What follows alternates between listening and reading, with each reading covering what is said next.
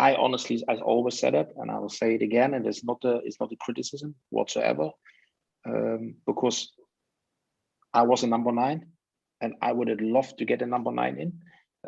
Pep said, fantastic game at PSG, but we didn't score. And that is exactly where I think over a long distance in the season, and a proper number 9, especially like Harry Kane had played under Mourinho. He not always played the number 9 to be the last man on the line. He also dropped the midfield to be a number 10, to create a diamond in the midfield and coming them from deeper position into the box. So he could play that way, like false number 9, like Pep very often like to play. But we couldn't get him, and it's history now. And I just want to say we have a lot of players who can play on the left, but that also gives us a lot of options in general for the front players with Grealish coming in. City are playing really well at the moment and getting great results, so it seems almost a bit churlish to criticise. But I've heard lots of people, you're not the first to say that City should have signed a striker. Did they make a mistake, you think, by putting all their eggs in one basket, to use an English metaphor, to go for one particular player and then miss out on him? When Alan Shearer on Match of the Day, I think it was him that said it, but somebody certainly of that type of profile said that even and this is no insult to him, but even Danny Ings or another type of striker who would have cost considerably less would have given City such a dimension. And I've even heard people suggesting that Liam Delap should be being played, even though he's untried really at that level in the first team, but just to give them a point of attack. Is that the way you're thinking, Uwe? First and foremost, this is not the point of criticism, and I made that clear.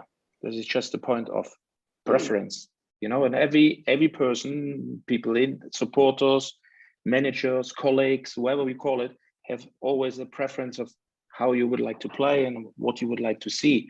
Obviously, it's not a point of criticism whatsoever to a manager who's the best manager in the world. So for me, you asking me about this left-hand side, and I think we have a lot of options there, a lot of very good options, top options. And we're lacking, from my opinion, on the long term, maybe on the number 9 position. And this is why also Manchester City tried to get Harry Kane in. They actively tried, but we don't know the internas. We don't know what's going on behind the scenes in terms of finances, in terms of communication between the clubs. So, and then it's very, very difficult for us to judge people. And for me, I personally would have loved to see Harry Kane because he would have add guaranteed goal, tell you, from 20 to 30 goals.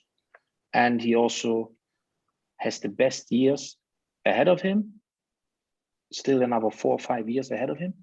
And like Pep had shown with so many players, he wouldn't even improve personally as a player. And for me, I personally would have had that done, but I'd be far away from criticizing anyone at the club for not bringing him in because I don't know the in and outs.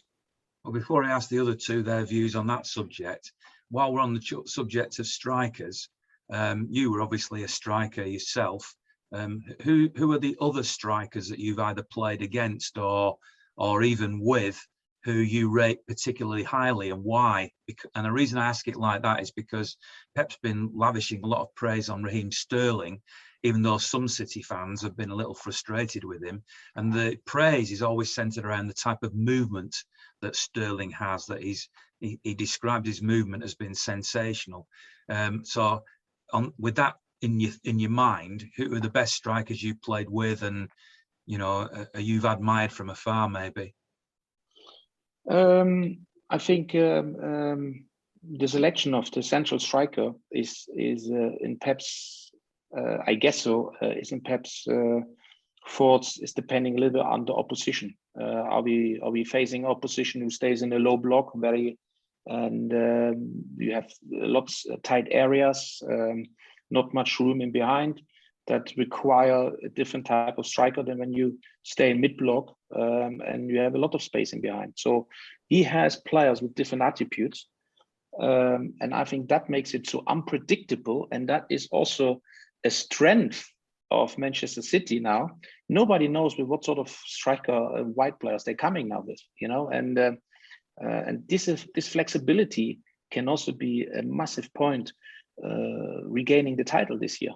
Yeah, but in general, on a long term, I think the club need to find for this top level, world class level, a number 9, and then build the team a little bit around that number 9. A little bit like Chelsea did with Lukaku, but different manager, different thoughts, different ideas. So in football, you in many ways goes to Rome. You're not only one. Great answer, but you still didn't tell me who your favourite strike partner was. My favorite. Okay, yeah, I have to say my answer is I played with Paul Walsh. Paul Walsh's movement. It was incredible, and because we have coached a lot. We set up in a formation. Brian Horton, a very good manager, gave us confidence. He gave us a certain guidance how he wants us to play. But on the pitch, we figured it out with ourselves about chemistry, about relationships, when to run, where to run, who's doing this, who's doing that. It was a lot about talking to each other, finding out about each other. And I felt I never had a relationship to any other player in my career better than Paul Walsh. And Paul Walsh was a player. He played for Liverpool. He played for England. He was quality, pure quality, with the ball and also without the ball. And I have to say, a top man. I knew you were going to say Paul Walsh, and that's what I sort of led you into with the Raheem Sterling question.